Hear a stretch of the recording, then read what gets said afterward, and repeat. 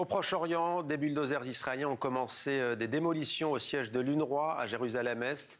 Un responsable de l'agence de l'ONU pour les réfugiés palestiniens dénonce une violation grave du droit international. Et à l'instant, le chef de l'ONU, Antonio Guterres, demande à Israël de cesser ces démolitions. Image commentée par Grégory Fontana. Il n'aura suffi que de quelques heures pour que le siège de l'agence onusienne soit rayé de Jérusalem-Est. Comme il y a un an, tout a commencé au petit matin avec l'arrivée des forces de sécurité israéliennes.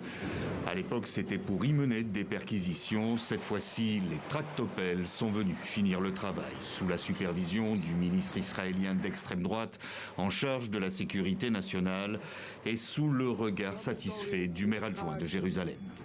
C'est un jour historique, un jour de fête et un jour capital pour le contrôle de Jérusalem. Pendant des années, ces soutiens du terrorisme ont séjourné ici.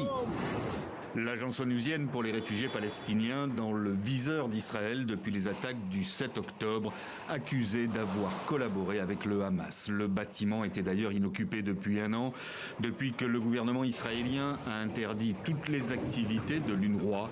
Et Israël se dit dans son bon droit. La démolition est conforme à sa loi. Faux, répond l'ONU.